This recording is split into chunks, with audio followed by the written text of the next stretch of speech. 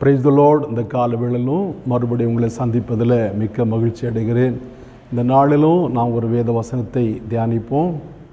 வெளிப்படுத்தல் 22 அதிகாரம் 12 வசனம். வெளிப்படுத்தல் 22:12. இதோ சீக்கிரமாய் வருகிறேன், அவனவனுடைய கிரியைகளின்படி அவனவனுக்கு நான் அளிக்கும் பலன் என்னோட கூட வருகிறது.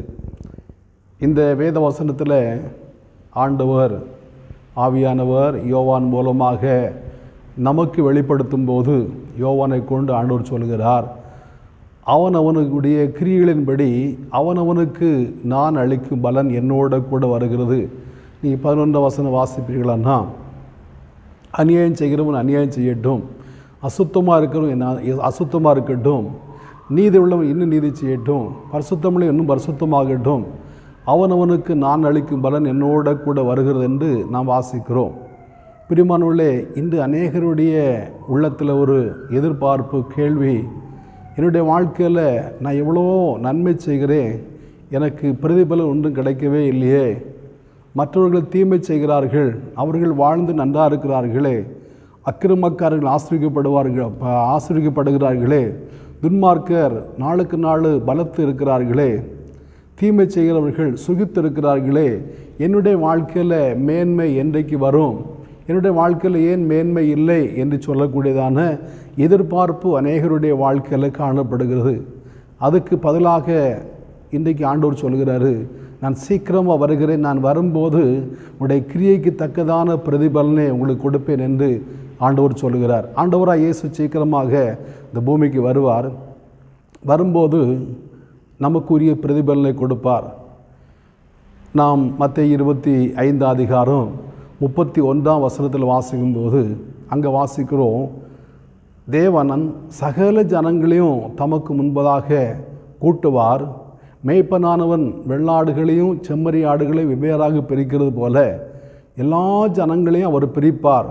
பிரித்து வலுபக்கம் நிற்கிறவர்களை பார்த்து, என் பிதாவினால் ஆசிரியப்பட்டவர்களே, உலகம் உண்டானது முதல் உங்களுக்காக ஆயத்தம் பண்ணப்பட்டிருக்கிற நித்திய ராஜ்யத்தை சுதந்திரியுங்கள் என்றும், இடப்பக்கம் நிற்கிறவர்களை பார்த்து, சபிக்கப்பட்டவர்களே, பிசாசுக்காகவும் அவருடைய தூதனுக்கும் ஆயத்தம் பண்ணப்பட்டதான நித்திய அக்கினிக்கு போங்கள் என்று சொல்லுவார் என்று நான் வாசிக்கிறோம். அப்போ வலுப்பக்கம் நிற்கிறவர்களை பார்த்து பிதாவினால் ஆசிரியப்பட்டவர்களே என்று அழைக்கிறார். அவர்களுக்கு என்ன பிரதிபலன்? உலகம் உண்டானது முதல் உங்களுக்கு ஆயத்தம் பண்ணப்பட்டிருக்கிற நித்திய ராஜ்யத்தில் பிரவேசியுங்கள் என்று. அந்த நித்திய ராஜ்யத்தை பிரவேசிப்பதற்கு இவர்கள் செய்ததான தகுதி என்ன அல்லது புண்ணியம் என்ன?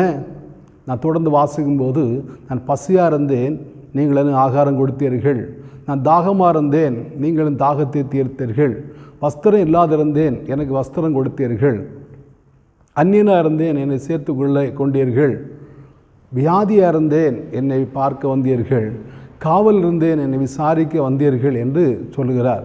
அப்போது அந்த நீதிமான்கள் வலதுபக்கம் நிற்கிறவர்கள் இயேசுவை பார்த்து கேட்குறாங்க, எப்போது உம்மை வியாதி உள்ளவர்களாகவும், காவல் இருந்தவராகவும், வஸ்திரம் இல்லாதவர்களாகவும், பசி உள்ளவராகவும், தாகம் உள்ளவராக கண்டோம் என்று.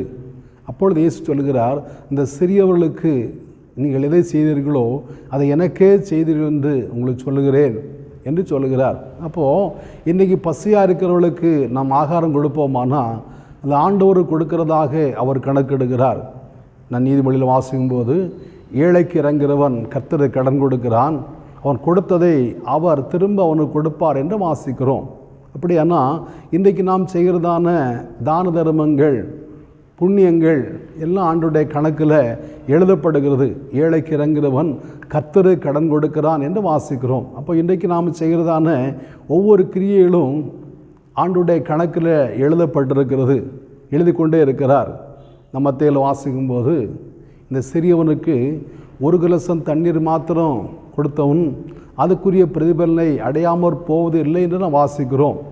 தீர்க்கதரிசி என்கிற நாமத்தை நிமித்தம் வருகிறவனுக்கு 1 கலசம் தண்ணீர் கொடுத்தா தீர்க்கதரிசிக்கு ஏற்றதான பலனை அடைவான் என்று வாசிக்கிறோம். அப்படின்னா ஒவ்வொருவரும் ஒவ்வொரு தகுதிக்கு தகுந்தபடி ஊழியர்கள் வரும்போது ஊழியலுக்கு உரியதான ஊழியலுக்கு தண்ணி கொடுத்தா ஊழியலுக்கு உரியதான பிரதிபலன், தீர்க்கதரிசியின் நாமத்து நிமித்தம் வருகிறவர்களுக்கு 1 கலசம் தண்ணீர் கொடுத்தா தீர்க்கதரிசிக்கு தகுந்ததான பிரதிபலன் கிடைக்கும் என்று இயேசு சொல்கிறார். பாருங்க, இவர்கள் உலகம் உண்டானது முதல் இதுவரைக்கும் ஆயத்தம் பண்ணப்பட்டிருக்கிற அந்த நித்திய ராஜ்யத்தில் பிரவேசிப்பதற்கு இவருடைய வாழ்க்கையில் அந்த தகுதி ஏழை எளியவர்களுக்கு தான தர்மங்களை செய்தார்கள். ஆனால் மற்றொரு இடது பக்கம் இருக்கிறவர்களை பார்த்து சொல்லுகிற, சபிக்கப்பட்டவர்களே, பிசாசுக்காக அவருடைய தூதனுக்கு ஆயத்தம் பண்ணப்பட்டிருக்கிற நித்திய அக்கினியில் போங்கள் என்று. அப்போ அவர்கள் அந்த அக்கினி கடலுக்கு போகிறதுக்கு அவர் செய்த தவறு என்ன? ஏழை எளியவர்களுக்கு கொடுக்கவில்லை, ஏழைகளுக்கு அவர்களுக்கு உதவி செய்யவில்லை, பசியாக இருக்கிறவர்களுக்கு ஆகாரம் கொடுக்கவில்லை, தாகமாக இருக்கிறவர்களுக்கு தாகத்தை தீர்க்கவில்லை. அப்போது இயேசு சொல்லுங்க, இவர்களுக்கு நீங்கள் எதை செய்யாதிருந்தீர்களோ அதை எனக்கே செய்யாதிருந்தீர்கள். வலது பக்கம் இருக்கிறவர்களை பார்த்து சொல்கிறார், இவர்களுக்கு நீங்கள் எதை செய்தீர்களோ அதை எனக்கே செய்தீர்கள் என்று. அப்படியானா இன்றைக்கு நாம் செய்கிறதான எல்லா தான தர்மங்களும் ஆண்டுடைய கணக்கில் எழுதப்படுகிறது. பாருங்கள், பசியாக இருக்கிறவர்கள் நம்ம ஆகாரம் கொடுக்க வேண்டும்.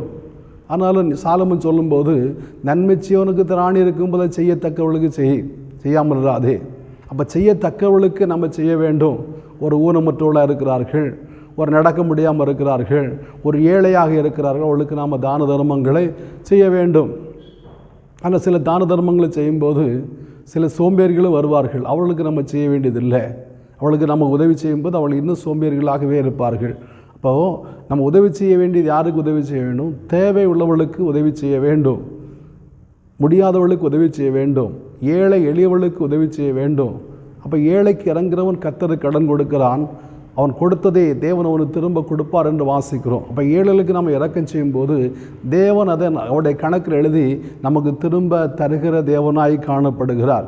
அப்போ நம்ம உதவி செய்யாமல் இருப்போமானா நித்திய அக்கினிக்கு போவோம். அதாவது பிசாசுக்காக அவருடைய தூதனுக்கு ஆயத்தம் பண்ணப்பட்டிருக்கிற நித்திய அக்கினியில் போங்கள்னு சொல்கிற நித்திய அக்கினி ஒரு நாள் 2 நாள் அல்ல, அது நிரந்தரமாக இருக்கிறதான அக்கினி. என்னை கேட்கிற அருமையான தேவனுடைய பிள்ளைகளே, இன்றைக்கு நாம் எந்த இடத்துக்கு போகிறதுக்கு ஆயத்தமாகி கொண்டிருக்கிறோம்? நன்மை செய்வோமானா நம்ம ஜீவனை சுதந்திரிப்போம், நித்திய ஜீவனை சுதந்திரிப்போம். உலகம் உண்டானது முதல் ஆயத்தம் பண்ணப்பட்டிருக்கிற நித்திய ராஜ்யத்தில் போவோம். தீமை செய்வோமானா, ஏழை எளியவர்களை நம்ம கொடுமைப்படுத்துவோமானா, துன்புறுத்துவோமானா, திக்கற்றவர்களையும் பரதேசிகளையும் அதாவது விதவைகளையும் நம்ம கொடுக்குவோமானா பிசாசுக்காக அவருடைய தூதனும் ஆயத்தம் பண்ணப்பட்ட நரகத்தில் போக வேண்டும். அப்போ நம்ம போகிறதான அந்த நரகத்தில் பிசாசு இருப்பான், அவருடைய தூதர்கள் இருப்பார்கள். அந்த பிசாசுகளோடு நாம் கூட வாழ வேண்டும். ஆனால் நம்ம நன்மை செய்வோமானா பரிசுத்தவான்களோடு கூட பரலோகத்தில் மகிழ்ச்சியாக காணப்படுவோம். இன்றைக்கு நம்முடைய கிரியைகள் இப்படிப்பட்டதாய் காணப்படுகிறது. நற்கிரியை செய்வோமானா நல்ல காரியத்தை நம்ம இன்னும் செய்ய வேண்டும். நன்மை செய்கிற இன்னும் நன்மை செய்யுங்கள், அசுத்தமாக இருக்கு இன்னும் அசுத்தமாக இருங்க, நீதி உள்ளவன் இன்னும் நீதி செய்யட்டும், அவனவனுக்கு நான் அளிக்கும் பலன் என்னோட கூட வருகிறது என்று இயேசு சொல்கிறார். பிரியமானவர்களே, நாம் இன்னும் நன்மை செய்வோம். எவ்வளோ செய்ய முடியுமோ அவ்வளவு நன்மைகளை செய்வோம். நம்ம ஏழைக்கு கொடுப்பது பரலோகத்தில் ஆண்டோடைய கணக்கில் இருக்கிறது. உங்களுடைய பொக்கிஷம் எங்கே இருக்கிறதோ அங்கே உங்களுடைய இருதயம் இருக்கிறது என்று இயேசு சொல்கிறார். அப்போ இன்றைக்கு நாம் ஏழைகளுக்கு கொடுக்க வேண்டும். மாத்திரமல்ல, இயேசு இன்னும் சொல்லும்போது லூக்கா 16 அவர் சொல்லும்போது, அழிந்து போகிற உலக பொருட்களினாலே அழியாத சிநேகிதரை பரலோகத்தில் சம்பாதியங்கள் என்று இயேசு சொல்லுகிறார். அப்படியானா அழிந்து போகிற உலக பொருட்கள், சாப்பாடு ஏதோ நம்ம சாப்பிட்டு ஒரு 3 மணி நேரம் 4 மணி நேரம் வயிற்றில் இருக்கும், அப்புறம் அழிஞ்சு போகும். வஸ்திரம் ஏதோ ஒரு புதிய வஸ்திரம் வாங்கினா 1 வருஷம் 1.5 வருஷம் இருக்கும். இல்லைன்னா நம்ம அதை பத்திரமா அதை பயன்படுத்தாமல் இருப்போம், ஆனால் 2-3 வருடங்கள் இருக்கும்.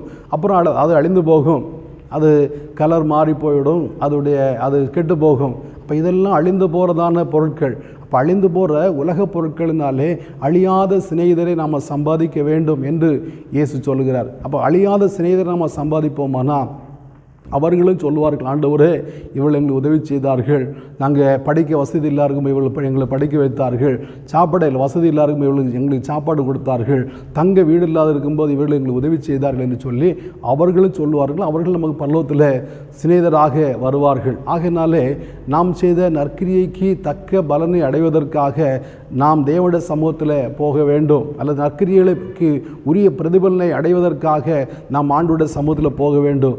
ஒரு நாள் நாளும் நாம் நரகத்துக்கு பாத்திரவான்களாக ஆண்டோட சமூகத்தில் போகக்கூடாது. எல்லா ஜனங்களையும் ஒன்றாக சேர்க்கும்போது நம்மையும் சேர்ப்பார். அன்றைக்கு நாம் வலுப்பக்கம் நிற்கிறவர்களாக தேவன் நம்மை மாற்ற வேண்டும். அதுக்காக நம்ம ஜெபிப்போமா? நல்ல பிதாவே, நன்றியோடு துதிக்கிறோம், வாழ்த்துகிறோம்.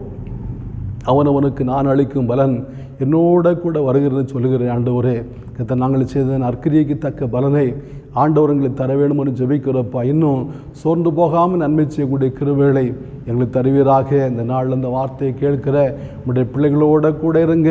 உடைய நல்ல நாமத்தை மையப்படுத்துங்க. இயேசு மூலம் பிதாவே, ஆமேன். ஆண்டவர் நம்மை ஆஸ்வதிப்பாராக.